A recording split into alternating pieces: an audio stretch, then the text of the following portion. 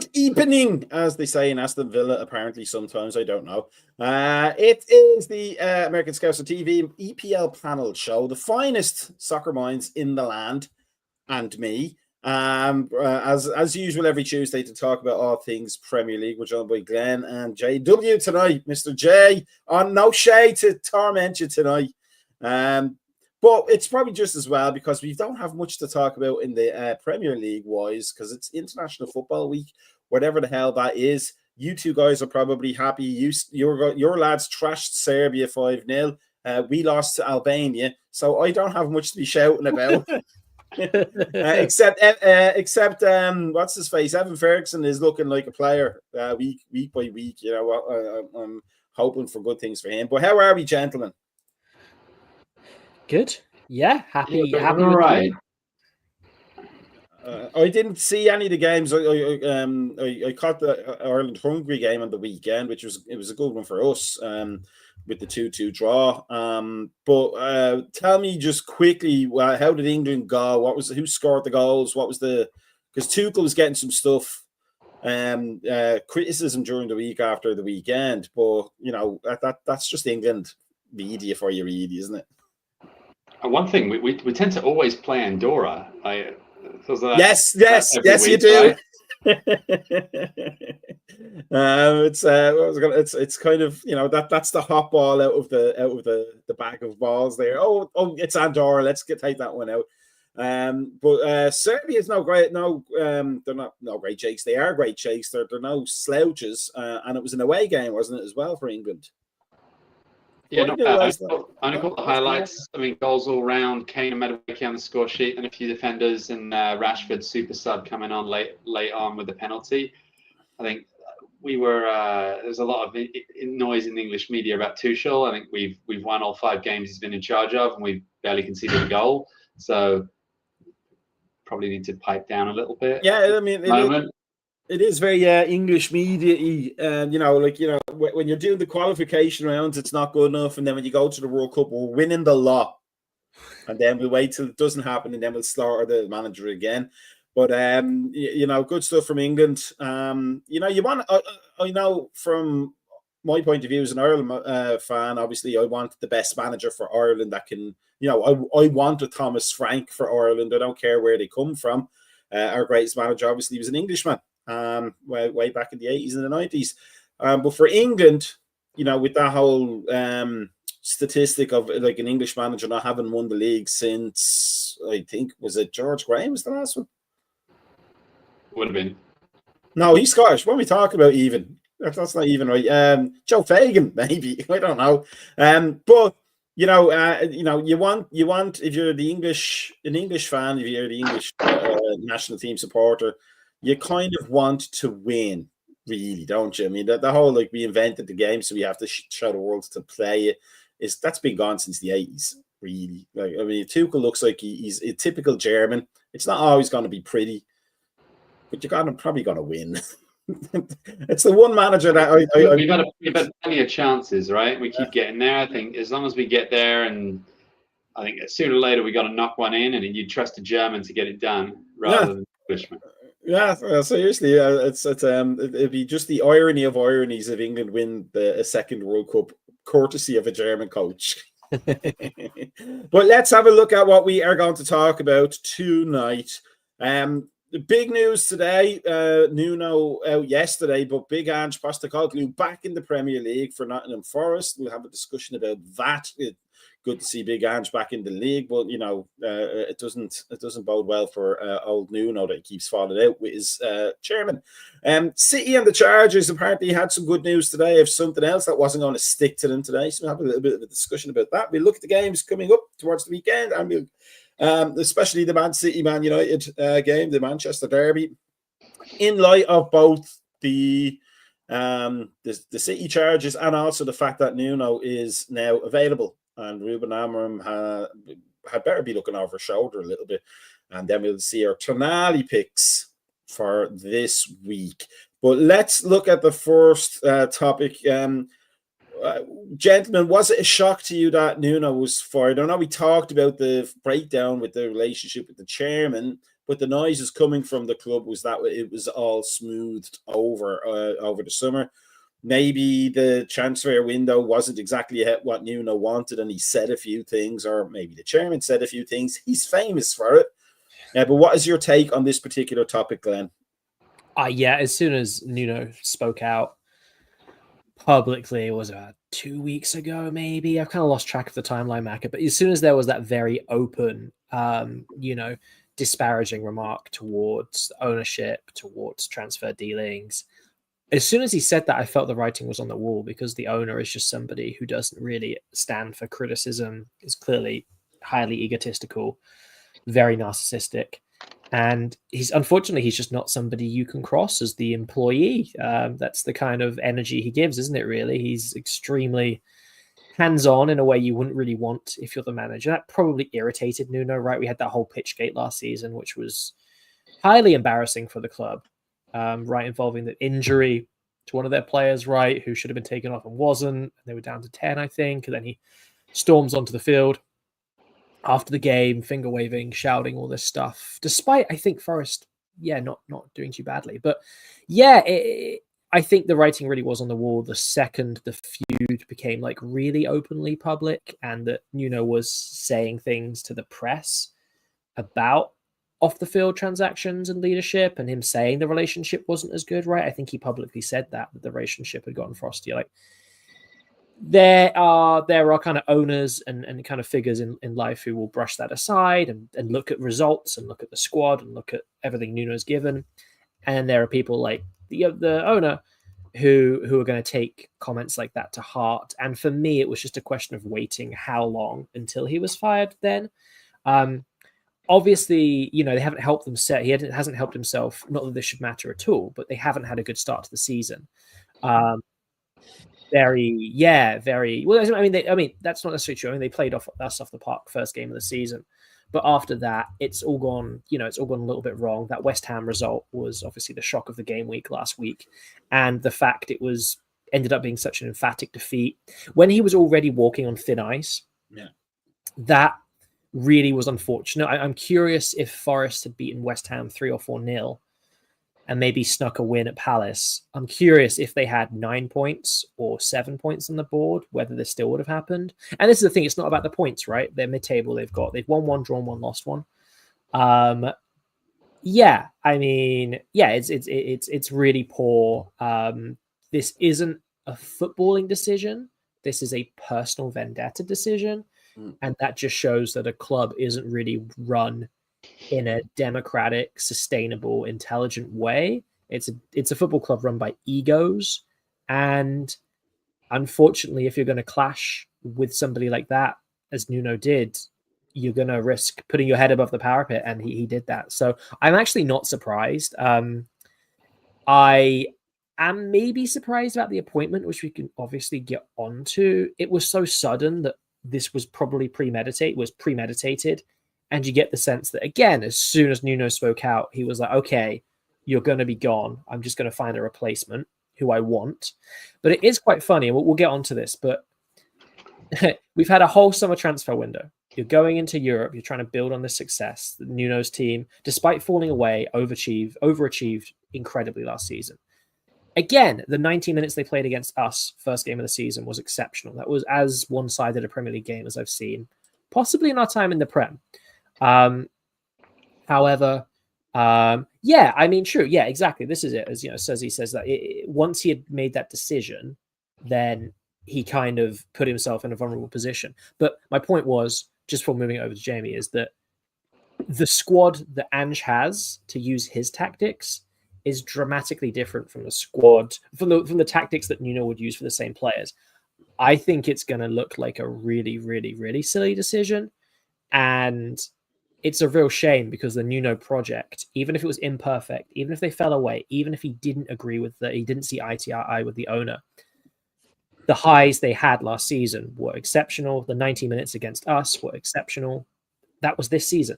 That was 2 weeks ago, 3 weeks ago. So yeah, the footballing world it's hard to unify the footballing world, right, Macca? We're always going to have disagreements, whether that's over two colours, an England fan, or anything else. But I think in the footballing world in the last 24 hours, the English fans have been united behind Tuchel after getting a huge 5-0 win. And the footballing community has been united behind Nuno saying this is an outrageous decision. Jay, now Chelsea is no stranger to the managerial roundabout, go round, whatever, merry-go-round. There you go. That's the phrase I was looking for.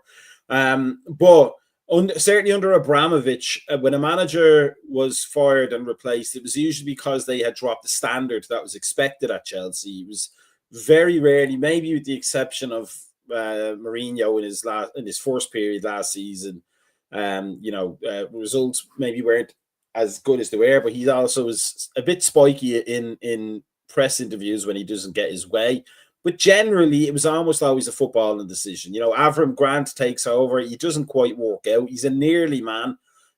You need somebody better. Roberto Di Matteo wins the Champions League, doesn't do so hot at the starting off the next season. It's a footballing decision. You got to get the change and get it done early. I don't know much about how Todd Bowley's interacting with managers. He doesn't seem to be like the Forest owner. But do you think there is an issue when clubs start trying to run the football club almost like an ego trip? Abramovich, I'm sure he had an ego, but he seemed to really genuinely want Chelsea to be a great football club and put in the investments to make that happen. But somebody like I'm not even going to try and remember the Greek owner's name from Nottingham Forest, but he just seems that this is his little fiefdom. And you're going to, almost like the Italian clubs used to be, and probably still are. You don't toe the line, you're out, and then we'll go through 27 managers this season to find the right one. Do you think Forest are in danger of doing that? I mean, realistically, depending on what season this is, I think they may have just guaranteed a second season trophy, right? Ange always wins in his second season. That's true. Good point. But in reality, it's a dangerous decision. Nuno turned it around. I think I saw Hassan say in the comments 17th to 7th in one season, complete turnaround. And they were really firing on all cylinders, even if they fell away at the end of the campaign last year. I think agree with what Glenn said. As soon as he came out and kind of went against the manager, writing was on the wall. And I think that happens in any walk of life. But also, like, if a player said that, you see what happens to like Isak or anyone who's like at odds with the manager. Like, they're suddenly not exactly in favor with the club. So especially a very egotistical owner like Marinakis. So what I think is going to happen, I think it's risky, and they're probably going to see a backward step this year. And it's not as if it's an easy start. I think they've got Arsenal next, if I'm not mistaken. At the Emirates, yeah. And no preseason, and Ange's style very different. So like perhaps they get up to speed quickly. Perhaps it takes them 6 months, and extremely risky decision. I think Nuno will be fine. I think West Ham, as among others, are looking for potential replacements, and that has just freed up someone who would work nicely there. Now, Glenn, let us just get, whenever I'm hosting the show, the weekly Thomas Frank worship club out of the way. But Ange is a similar manager. He's a man with a vision. He's a coach who has an idea of how he wants to play the game. Thomas Franks is a little bit more practical than Big Ange's. But, I mean, there's never been a more mismatched coach to squad makeup arrangement, really, has there? I mean, it'd be like putting Arsene Wenger in charge of, Pulis era Stoke. The players aren't there. Not that they're bad players, but they're so used to a certain way of playing, and they've been bought and trained to play a very defensive counter-attacking style of play. Do you think that it could go like you can see what Thomas Frank is bringing to Spurs already? He's bringing structure and he's bringing defensive solidity without necessarily looking to blunt what the Spurs attackers do naturally well. But do you think it could go this way where Big Ange says to the Nottingham Forest players, go out and express yourselves, and maybe that's the thing that they've been waiting to do for a long time? Or do you think they're going to be so set in their ways and so particularly scouted for a particular way of playing that it's just going to fall apart from the beginning, because they'll never understand what it is he wants them to do? Yeah, it's a good question. I mean, look at the fixtures, as Jamie mentioned. I mean, brutal kind of christening for his first game in charge. Emirates, one of the hardest places to go in the country. I'd probably say Anfield and the Emirates are probably two of the places where you rarely get away wins, I'd say.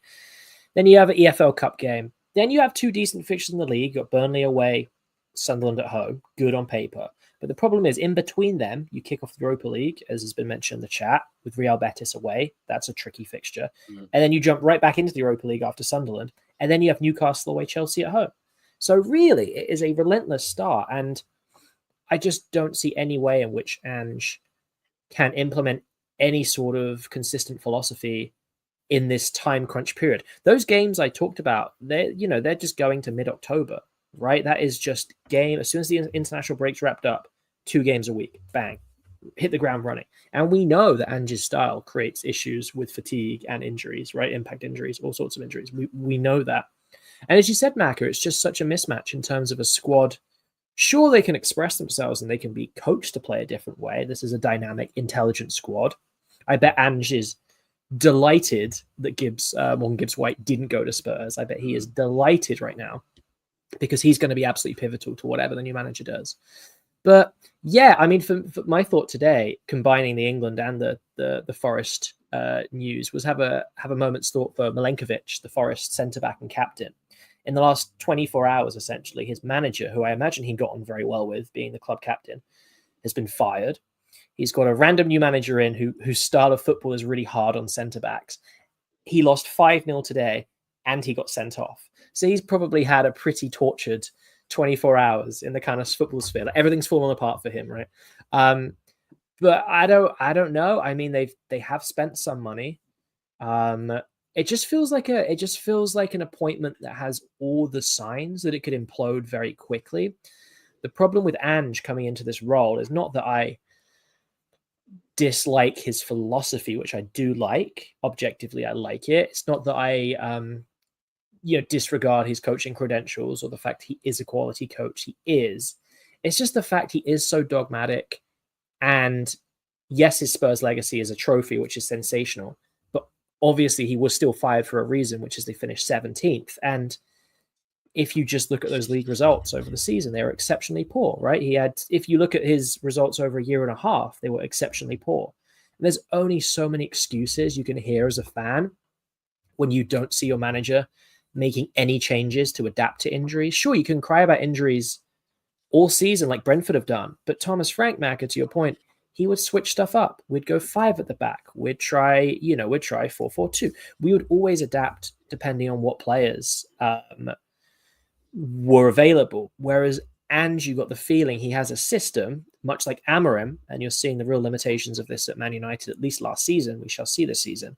You have these managers who come in, they're new to the Premier League. Obviously, Ange isn't anymore, but Amorim and Ange are new to the Premier League. They have a system, they have a philosophy, and they refuse to adapt. And I guess my point is, I don't think Ange is going to have a huge amount of patience from fans, from the media, from neutral football fans. I think his kind of bandwidth for failure is really, really, really narrow. And say they'll probably lose to Arsenal, you'd think. Gyökeres would probably get a goal or two, one would imagine, on Saturday.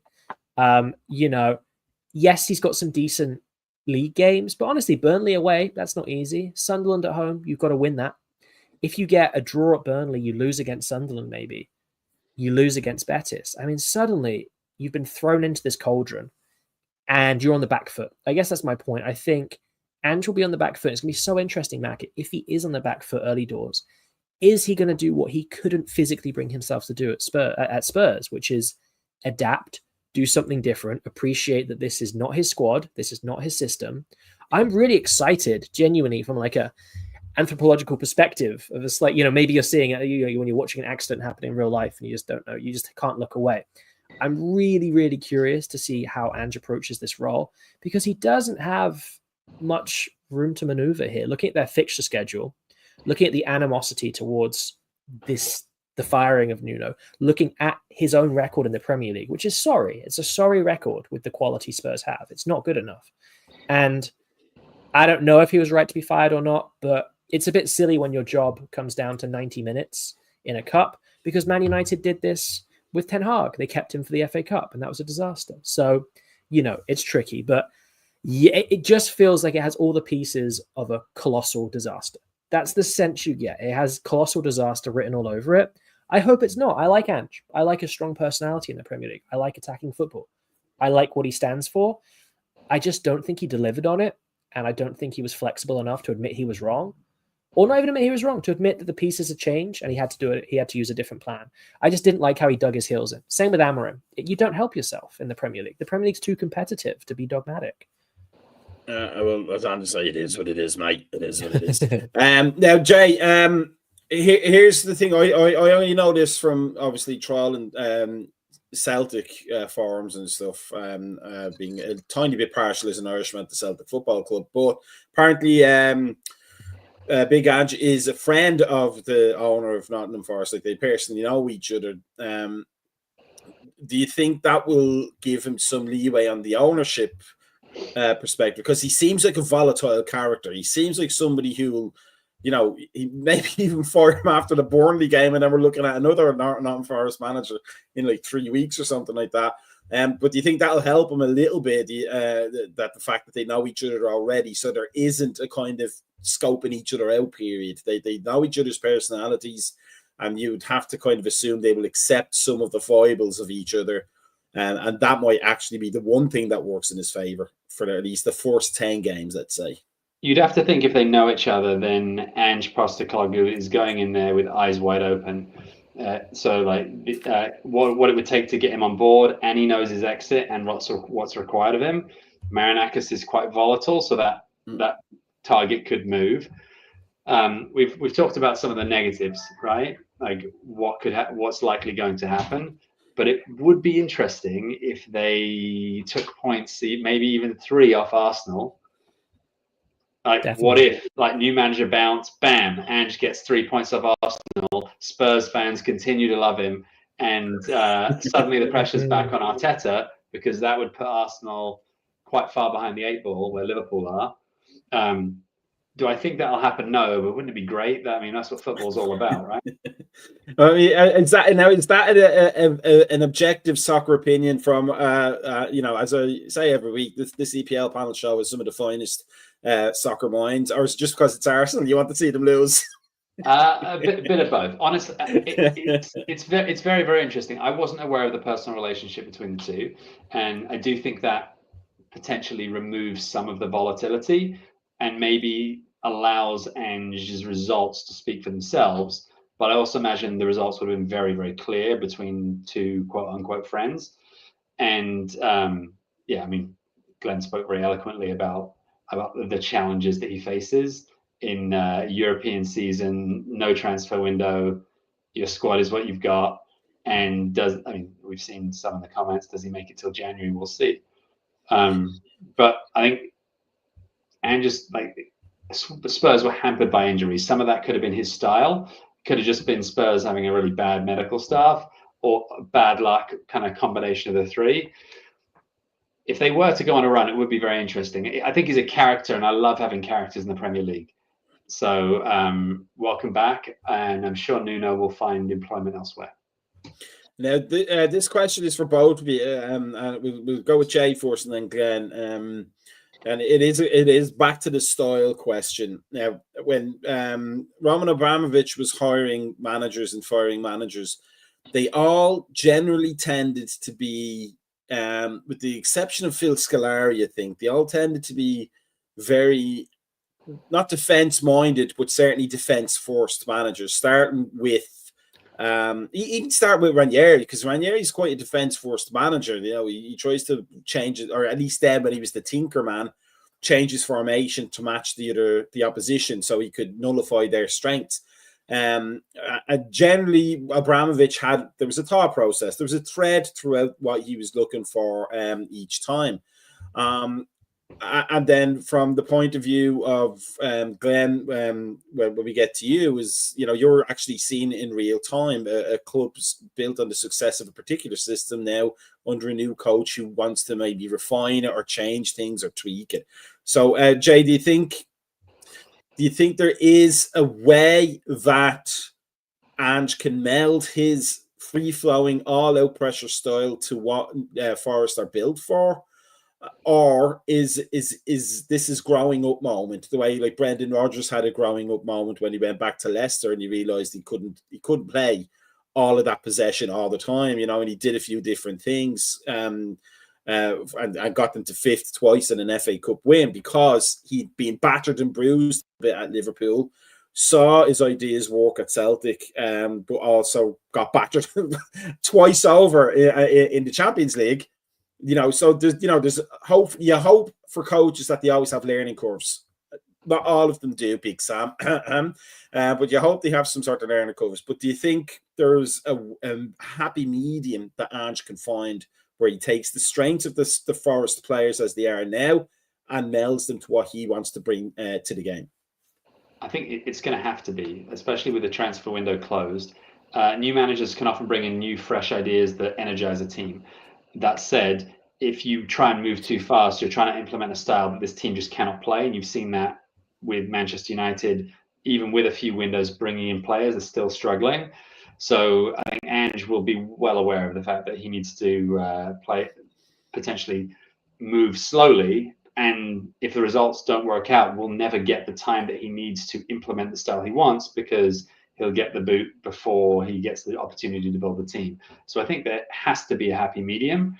And one would like to assume he's learned from his mistakes at Tottenham and moves potentially slower and is a little more adaptive in his style of play, especially with a team that he has not had a single opportunity to select. And that may force him to be more kind of more practical than he's otherwise been willing to be. But I think if he's going to be successful, he needs to be a little more open to styles of play that better fit the team.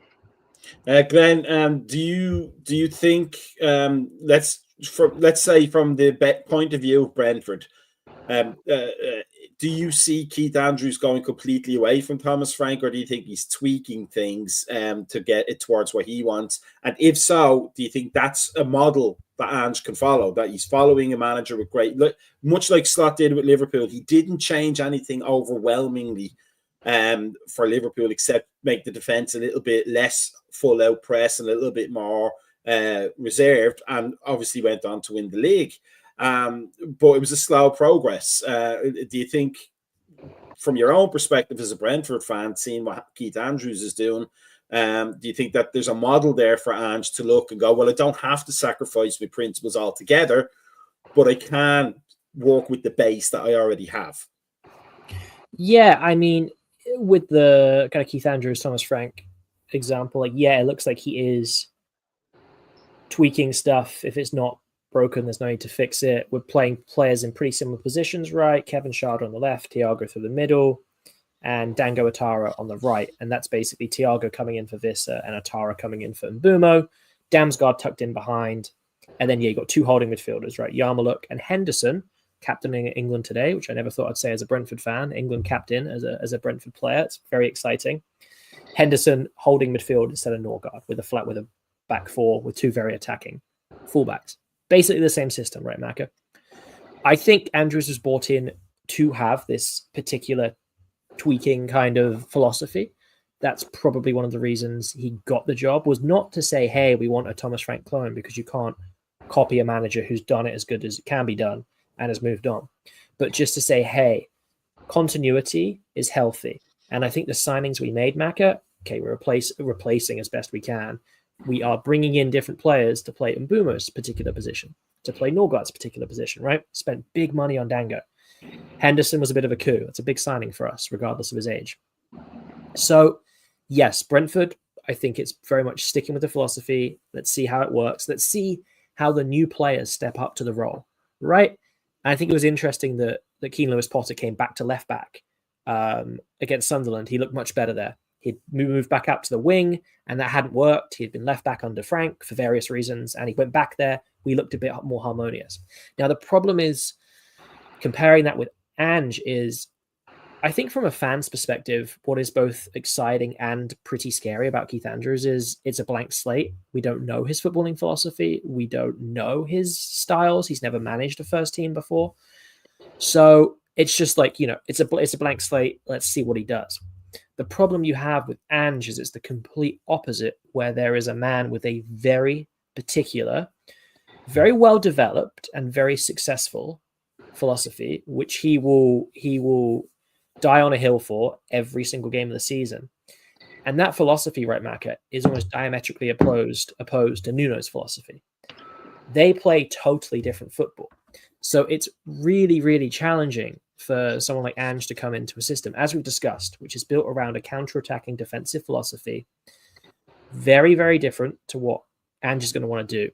So the comparisons between the two clubs is pretty limited in terms of the manager, because Keith Andrews, inexperienced, we don't know his style, but from the 4 games we've seen, including the Cup, he's sticking with the process. He's sticking with the Frank's model. Ange is not going to be able to come in and completely maintain the Nuno way of football, because why hire Ange?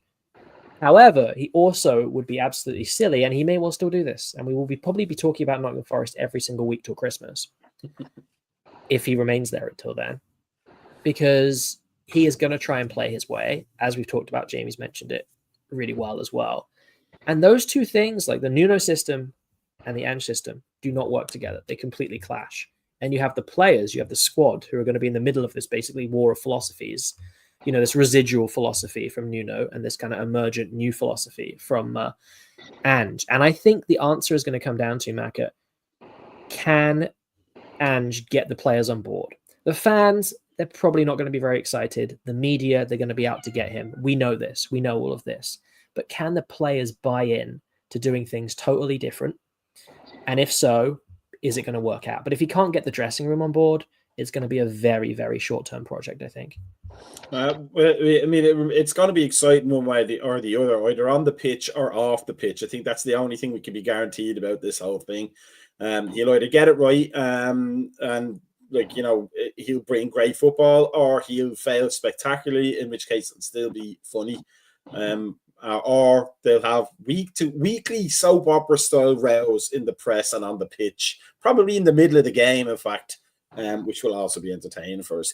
But what's not entertaining, at least certainly from a Liverpool perspective, but I'm sure from a Chelsea perspective, pretty much every other perspective going, is the ongoing saga of City's 115 charges. And apparently they had a ruling in their favour about sponsorship, which I believe, if I read correctly, will now allow them, Manchester City, to sign a $1 billion sponsorship deal with somebody in Saudi Arabia. It's been a well-trodden path, Jay. But as a fan of a club that were the big cheeses, the big financial cheeses, for a while in the early 2000s, mid 2000s rather. How galling is it that City just seem to be Teflon in this thing? I mean, they've clearly broken some rules, and they look like they're getting nothing more than a small slap on the wrist fine, or at least small from the owner's perspective. Like $1 million. I lost that down the back of the sofa last week. And maybe not even much more than a 6 points deduction or something like that for 115 charges. Does the Premier League lose all validity as a ruling body if City get away with all of this? I'd say yes. And I want to be careful not to appear like I am living in a glass house throwing stones. Obviously, Chelsea are. Well, they tend to be very above board, but haven't always done everything right in terms of financial fair play. Selling the hotel, selling the women's team to ourselves. I think that's all been quite kind of smart under the rules, even if it doesn't count under UEFA and we get financial penalties for that. It seemed like they were always going to get off and never get as hard a punishment. I think the joke goes around like, oh, maybe Everton will get a 10-point deduction for this. Like, it feels like City get treated differently and they don't necessarily know why. Chelsea, a big team, probably also gets treated a little differently. I'd be very interested to hear Glenn's perspective as a Brentford fan, but it does feel unfair. I think 6 points deduction, and if that ends up coming to bear this season, could be the difference between finishing kind of second or fifth, based on how close we think the league's going to be. So that could end up being quite penal to them, without actually being as penal as kind of fans of other teams and neutrals kind of may have hoped. Glenn, we saw, like, for example, in Italy, like Juventus getting dropped all the way down. We saw Rangers in Scotland get kicked right out of the Scottish League and having to work their way back up.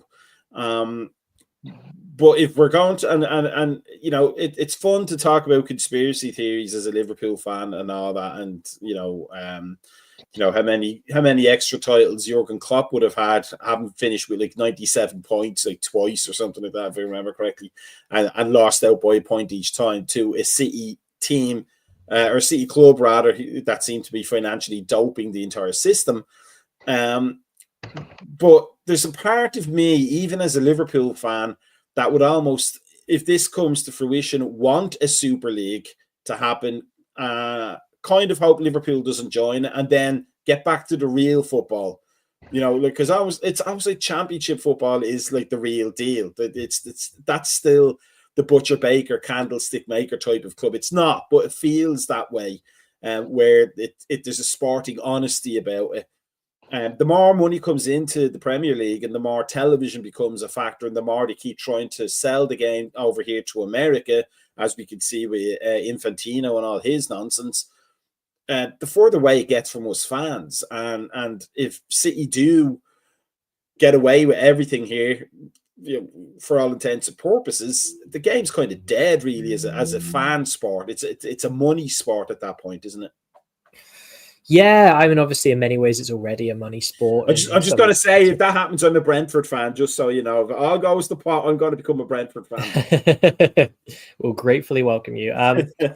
Yeah, I mean, it's tough, isn't it? You look at everything with FIFA, the World Cup. It's little things, isn't it? Like the accepting the kind of fluctuating ticket price model for the World Cup that was confirmed a few days ago. So just like the Oasis tickets in England, you're going to be, you know, totally ripped off as a fan. Little things like that just really underline how far the game has strayed from this kind of, you know, you don't want to like romanticize or idealize, make these ideals of football 100 years ago, because there were problems, right? And owners have always been owners. There's always been unscrupulous behavior and players weren't treated properly. There's all these things, all these issues, right? Many, many issues of football over the years. But the concentration of wealth, particularly in these kind of petro-state teams, backed teams, it just leaves a pretty sour taste in the mouth, doesn't it? Because it's just so transparently wrong, yet it seems to be allowed. It seems to be glorified. It really reifies, you know, football, the Premier League as a very viable sports washing project, as does the FIFA World Cup, of course. And yeah, it just seems to be fundamentally, right, Macro, it does seem to be a bit of a lack of accountability. I mean, it's all well and good, you're charging Leicester or you name it, whoever, with financial fair play issues and then chopping a few points off them. Sure, you can always take advantage of the floating teams. Hey, teams that probably have been mismanaged, let's not get it wrong. And this always brings the new financial fair play rules and stuff, and the clubs that seems to screw over. Maybe the kind of aspiring clubs seem to come up in the short end with that. Maybe your Villas, teams like that seem to, any team that has to be, and the way the model is built, right, Mac, there's this kind of demand for you to sell homegrown players, right? That's like the antithesis of what modern football should be about. You should be celebrating players like Jacob Ramsey, like many, many others, right? That's devastating for fans when they're homegrown players, because they are such a cash cow, they're encouraged to be sold, right? This is a model that encourages that. And these are separate questions, right? I do believe there has to be some financial regulation of the Premier League. It's just an imperfect system. But yeah, with these charges, I mean, yeah, there's 100+ charges. If nothing comes to it, then it does make a bit of a mockery of the entire system. And it does kind of make you think, well, why bring the charges at all? You know, we've just like, why drag this process on? And yeah, from what I understand, Man City and the Premier League have kind of reached a settlement over APT rules, associated party transactions, which basically just means, are you doing business with an entity that is already intimately tied to your club, right? And Man City, unsurprisingly, hated that when these rules came in for very obvious reasons. And it sounds as if there's been maybe a bit of a backroom deal. I'm not quite sure. I mean, an agreement, basically, because I think as far as I'm aware, Man City launched legal action against the Premier League to say, hey, this discriminates against teams who are owned by Gulf state entities. And it seems to be in the last day or so that they've reached some kind of agreement, which I think has helped usher in this new Etihad sponsorship deal, right? Which is, you know, worth over $1 billion. Could be worth that. Could be topping up things. Yeah, over 10 years. I mean, it's just huge money. $500 million at least. Going to be worth more than that now. So yeah, it is annoying when the update you get is basically the Premier League and Man City have reached an agreement. And this is a thing that's separate to the charges, but it's just an indication of the aggressiveness and I guess the successfulness of Man City's kind of legal approaches towards the Premier League. And it doesn't really set a brilliant precedent for any other things, for any other accountability to come in. No accountability, but no lacking of accounting ability. Almost. Yeah. Would you argue that you would rather see them get a 6-point deduction and a fine like this season, rather than just having this 115 charges keep getting punted and punted and punted year after year, as we've seen, and it just kind of loom with nothing happening? Yeah, that's a good question, right? I feel like it has to a kind of full conclusion has to be reached, right, Jamie? This is and why isn't the outcome more transparent? Absolutely, that seems to be the question today from some fans. What was the settlement, as Tony mentioned in the chat, and like how was it reached, and what are the implications for it? It's all very unclear. There's a real lack of transparency, full stop, really. Yeah, it's a great question, Jamie. I mean, it's tricky because I would prefer to see this thing through to the end and for the decision to be clear to us, and for the decision, it's a magnitude of charges, right? And if there is guilt with them, and if they're upheld, then you'd think the punishment would be very severe. I don't love the idea of maybe fast tracking a slap on the wrist to Man City. Okay, you know, maybe a small points deduction might not change their season. Maybe they drop from 2nd to 6th. Yeah, that would be an issue. But, you know, you mentioned, you know, Juve, Macca, and Rangers, and there are these clubs that have faced genuine repercussions, right, for getting things wrong. And I get the sense, yeah, the frustration, right, Jamie, is it's just endlessly punted. It's ridiculous. It's been years now. We are hitting years. But I do want to see the whole thing fully and completely investigated to an endpoint, and there to actually be a conclusion reached. Now, I imagine that most fans will probably strongly disagree with the decision, and they won't probably believe the decision. And I don't think we have any reason to have faith in any decision. But I would like to see it followed through to the end, whether that's next season or not, or further down the line. But there does need to be a resolution. I wouldn't want to say, okay, they'll just admit a bit of guilt, take a fine, take a small points hit. I want to be like, let's see this right through the end, because it's very consequential and it sets a real precedent for how your club can operate in the Premier League. Can they do whatever they want for as long as they want, or is there any shred of accountability? And that's the point. That's the question I was going to ask you, Jamie, is, you know, if they kind of do morally get away with it, or immorally, whichever way you want to phrase that, but if they do just get a light slap on the wrist that do not, like a punishment that does not match the amount, the sheer magnitude of the charges against them, is that a green light for every other club then to start breaking the rules and knowing they're not going to get brought to bear? Or would that create a situation where, you know, let's say Liverpool does it and Liverpool actually get a proper punishment? It kind of destroys any faith in the league at that point if anything like that happens one way or the other, doesn't it? Either all clubs are got, it's, you know, like the performance enhancing drugs thing, either every athlete should be on them or no athlete should be on them, but like kind of wrist slapping a few for winning by cheating, it doesn't help anybody really, does it? I feel like the Premier League would likely argue that this is different to other cases that have been, or other clubs that have been handed kind of points deductions, like Leicester, Everton would kind of come to mind. but yeah, it makes you lose faith in when the governing body is applying punishments with no transparency, and kind of you can't really understand the logic. It does make you lose faith in it. I think the FFP rules in general, I think, are put in place to kind of protect the top six. So that seems to be an unintended consequence that seems to have happened that way. I think when Chelsea and to an extent City kind of put their money in at completely the right time, and then these new rules have come in to kind of protect that position and maintain the status quo. But yeah, it doesn't leave you feeling warm and fuzzy, does it really?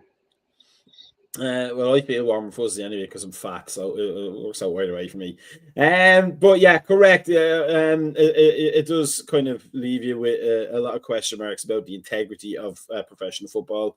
So he says the 130 charges just to sensationalise the issue in the Premier League's excuse to hide behind the time until the statute of limitations run out. I mean, that feeds into every conspiracy theorist's theory of everything pretty much, but it's writ large right there as we're looking at it happen.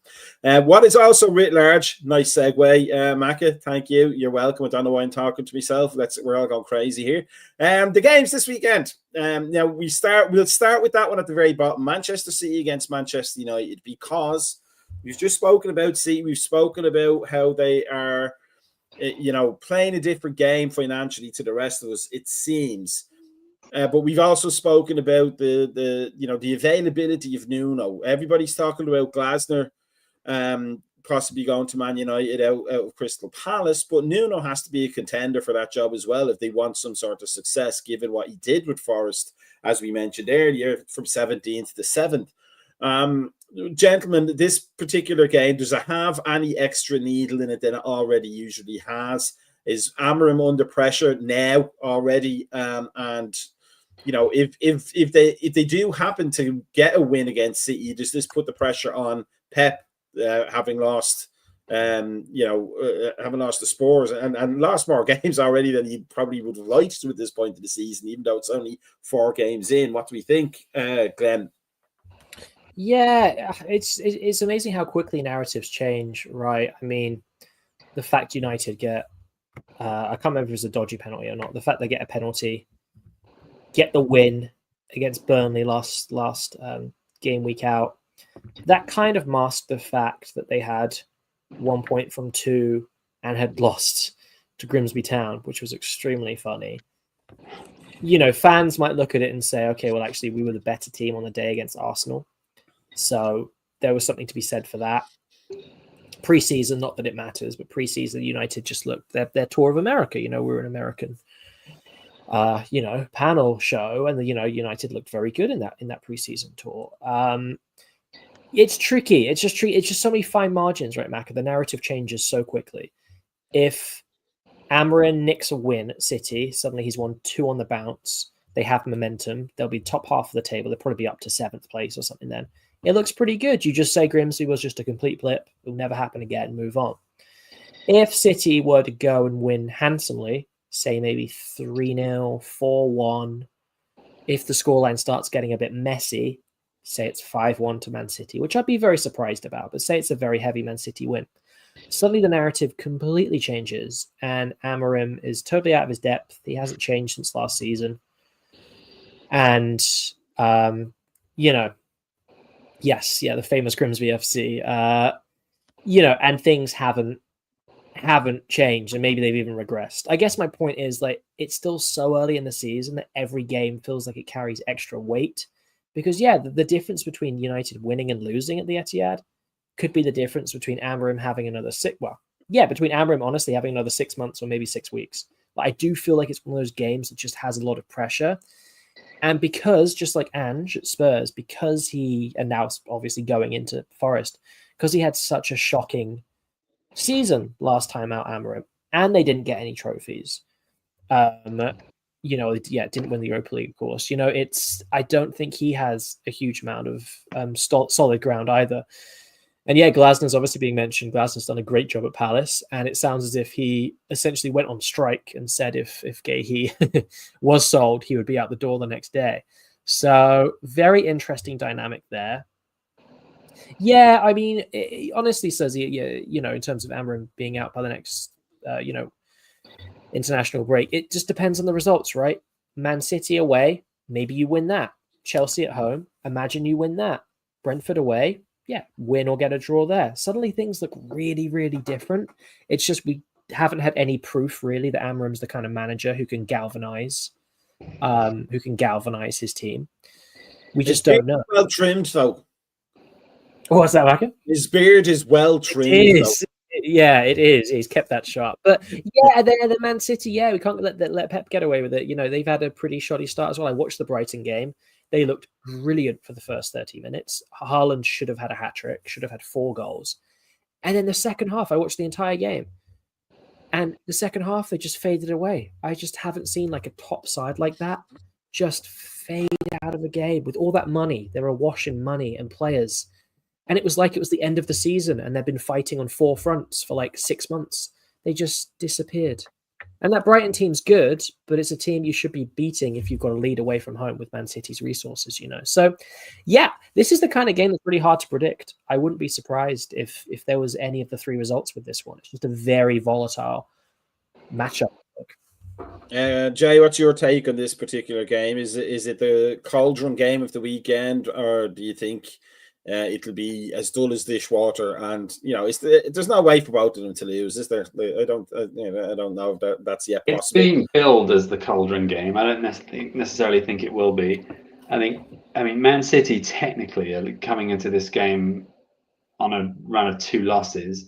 Doesn't feel that way though. Kind of pressure on Amorim, and I think United are 3-1 to win. I don't think anyone necessarily is going to take that bet. I could see City knocking a couple past them. United don't look like they can kind of create much, to be honest, despite spending a ton in attack. I think City are going to make light work of them, to be honest.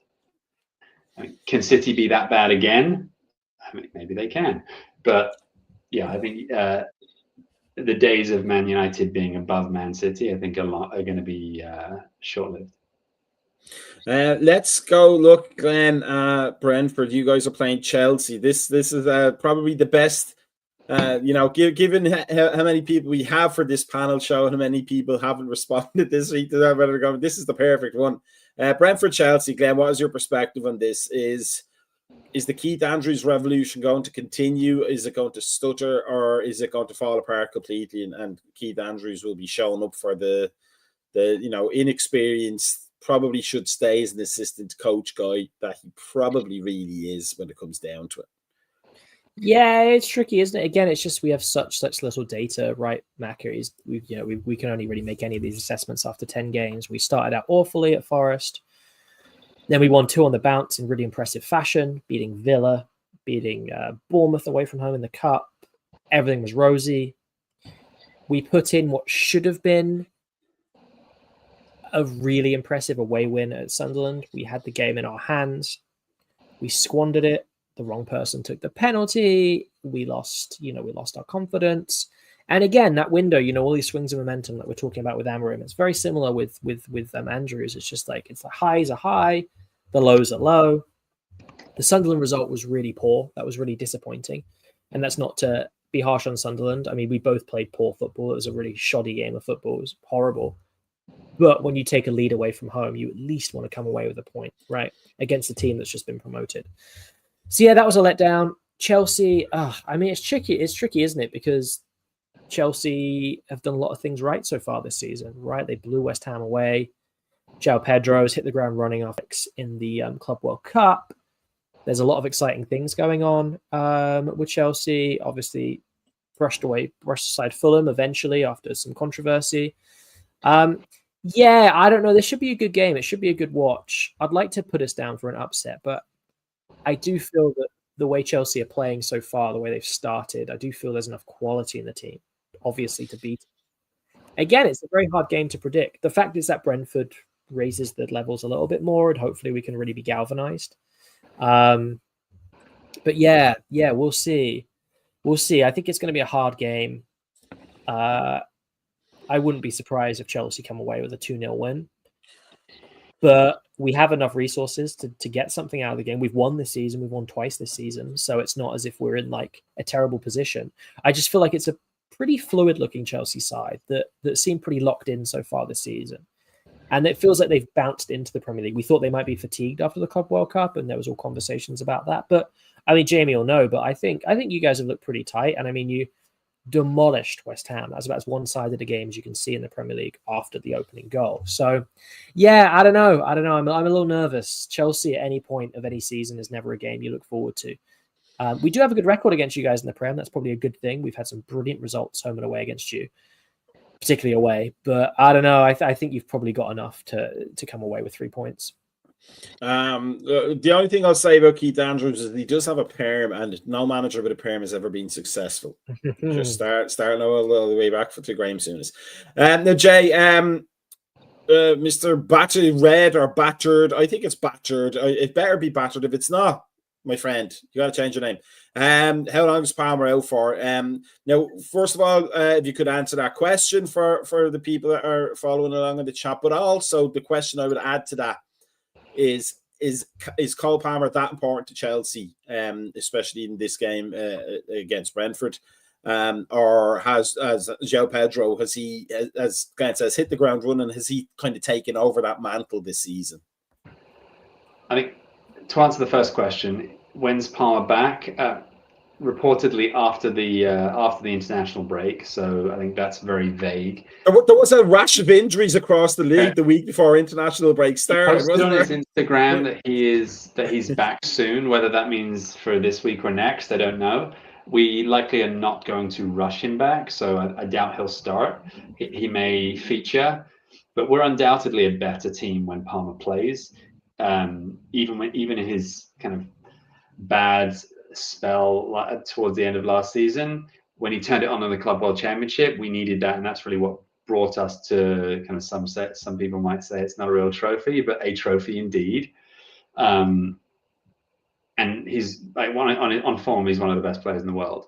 So I think we want him back. Do we need him back for this game? Not necessarily. I think we do now have quite a rounded squad, and I really enjoy seeing Esteval be given an opportunity on the right hand side. And we have a more balanced attack, where you've got João Pedro, you've got Pedro Neto. We have interesting to see Jamie getting to get a run out, but I think we're certainly, even with Delap's injury, we've got more resources than we otherwise used to. So we'll see. I think you'll probably see him come on as a kind of second half substitute, depending on how the game's going. But one thing that may actually work for Keith Andrews is Maresca goes to school. He studies his opponents and kind of watches all their games on tape. And Keith Andrews doesn't have many games to watch. So while I think he may get schooled by Maresca tactically within the game, I think that's one advantage that Brentford have working for him, that kind of element of surprise. And we'll see how that works. We should have the quality to break him down. But we do also have a lot of players on international duty, some of which are traveling from all over the world. So maybe we don't hit the ground running in the first 30 minutes of the game, and we're coming from behind like we were against West Ham. We'll see. But I'd like to think Chelsea can be kind of 2-goal winners in this one. In terms of the rest of the games, we talked about Arsenal Forest. Glenn, what's your quick assessment of that game? Do you think there will be a new manager bounce? I mean, because I do believe it's a slight bit of a myth that like statistically, like it's not a given. You know, you can have a new manager bounce, and it has been seen, but it's maybe like 50% of the time kind of a thing. But having said that, just on personalities alone, Ange Postecoglou was a world of difference away from Nuno. Espirito de Santos, he's a bubbly character, and you could see him getting this team up for the Arsenal game. Do you think Big Ange's personality actually might be more than tactics or technique, maybe the difference in this game, especially against the very dour Arsenal Arteta side, or do Arsenal just have too much quality for it to matter? Yeah, I think Arsenal do. And I mean, honestly, you could flip it on its head, couldn't you, and say, well, there's actually more pressure on Arsenal to win this, right? You could say there's actual pressure on Arteta straight away. I mean, they're third. They've obviously got a couple wins on the board, but Liverpool have more points. Obviously, it was a pretty narrow game at the weekend just gone, and that was what you make of that result what you will. It was a narrow win for Liverpool, but I think it's interesting. I mean, Arsenal are going to take a great amount of encouragement from beating United the hard way. Didn't sound like they played very well, and blowing Leeds away. They just absolutely, just like you and West Ham, Jamie, they just absolutely blew them away. The golfing quality there was just on show.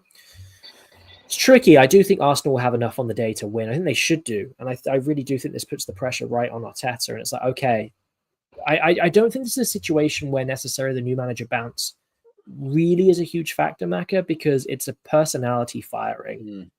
Not, Forest weren't playing badly week in, week out. They had comfortably beaten us. And this was a personality firing. So I don't think the new manager bounce should really make a difference. It's just they've had an international break, and will have had no time with the players. I can see a draw. I can see that. But would you prefer Nuno or Ange in charge for Arsenal away? I mean, I personally prefer Nuno in charge. I think his philosophy would probably suit that kind of fixture better.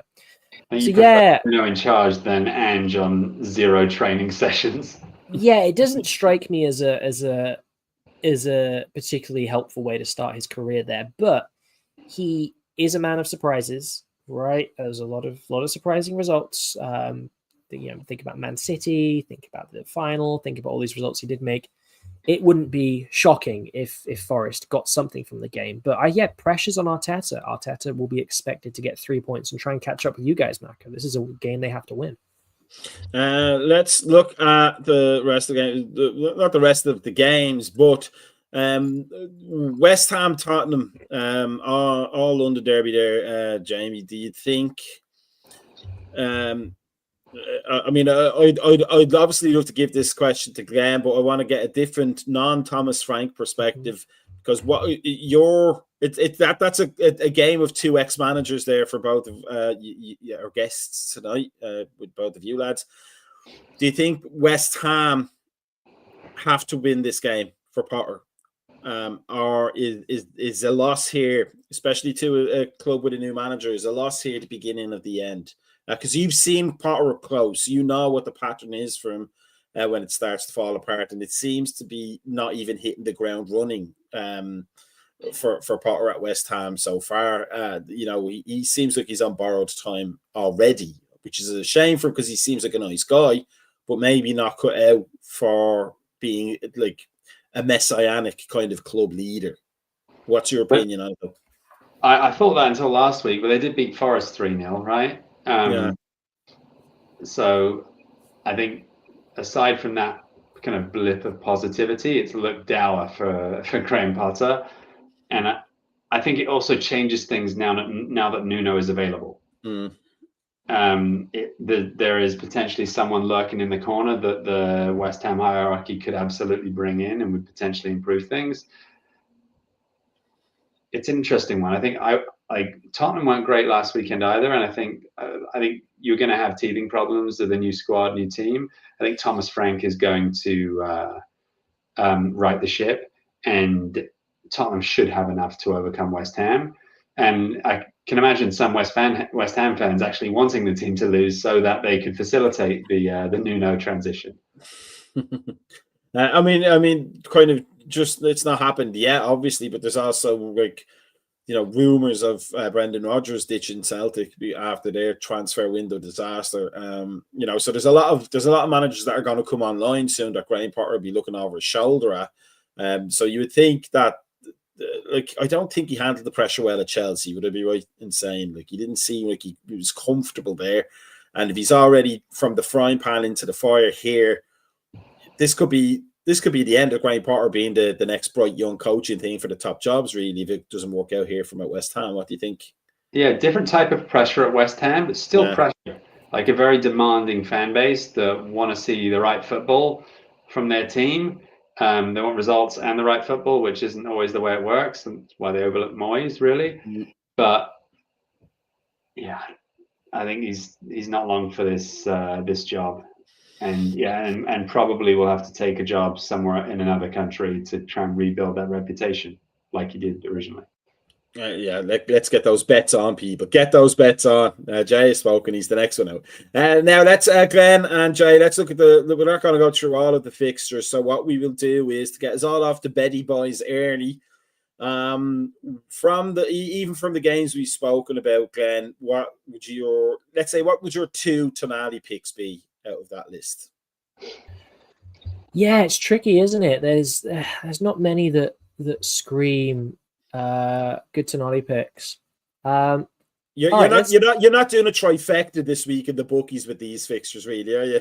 No, you're not. And it's funny, we did last week. I think we looked at these same fixtures. Yeah, we did. And I was kind of crutching at straws. I think I was harping on about Wolves at Newcastle, which I totally retract. I'm gonna take that one back. That was a poor pick. Could Sunderland nick something at Palace? Palace seems, there's Glasner rumours swirling. They're obviously not seeing eye to eye between.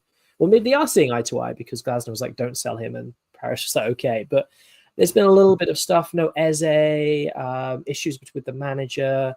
That would be a good pick. You'd probably get pretty long odds on Sunderland getting a win at Palace. That would be a real shock. So I'm going to throw in for that, I think. I mean, it kind of given what happened today, given how the transfer saga has happened and ended, is there a possibility, let's say, for Wolves to do something on Newcastle now that they don't have Isak? Potentially. That was the one I mentioned last week on last week's show, but I'm just not sure. And you saw the kind of performance that Anthony Gordon. Oh, he might still be suspended, actually. Yeah, I think he is. Probably is. Well, there you go. There's another point in Wolves' favour then, because he put in a great performance for England today.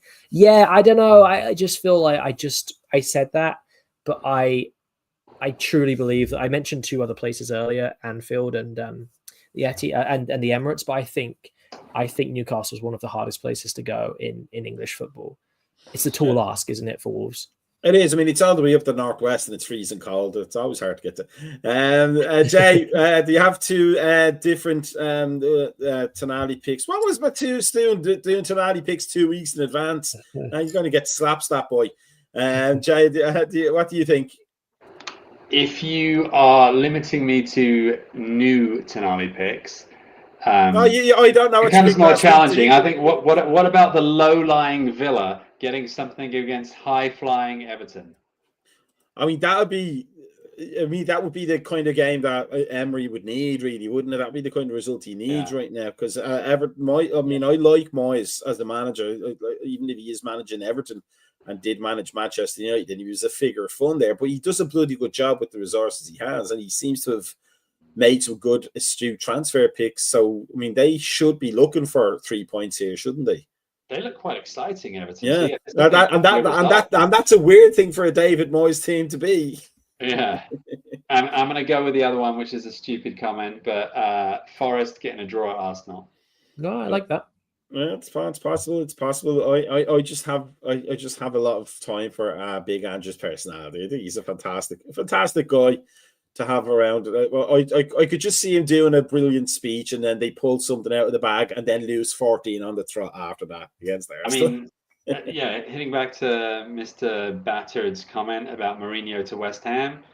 If we had Mourinho and Big Ange back in the same league, wouldn't that be a place to be?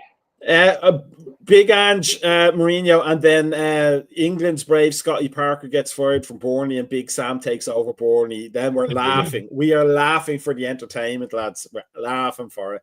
But I think, if you went over it last week, he's getting the slaps. That kid is a Polish prince or not. I'm ruining his good looks. Then we will talk about this. If you want to know what else is happening, like the morning coffee show tomorrow, you got to do these following things on YouTube and Facebook and Instagram and Blue Sky, which we are on, and with psychic interpretations and smoke signals. and good old Pony Express. We've got that too. But it's gonna be good to get the real football back. The internationals are done. It wasn't Albania, it was Armenia. Ireland lost, which is even bloody worse. Terrible time for Irish fans. Great time to be an English fan, but we don't care because the real football is coming back this weekend. So Glenn and Jamie, thank you so much for joining us as always. It's always a pleasure. And it's always educational for me to talk to you guys. Not so much the Newcastle guy. Only kidding, Sully. Only kidding. So we will see everybody on tomorrow morning, and then for Thursday night's podcast for the Liverpool podcast. But for us, it's time to go and grab some shut-eye, or insomnia in my case, till 5 o'clock in the morning, then get up 15 minutes later for work. I should have been in an hour beforehand, says Monty Python. Have a good one, gentlemen. Have a good one, everybody out there. Peace out. Here is the funky music.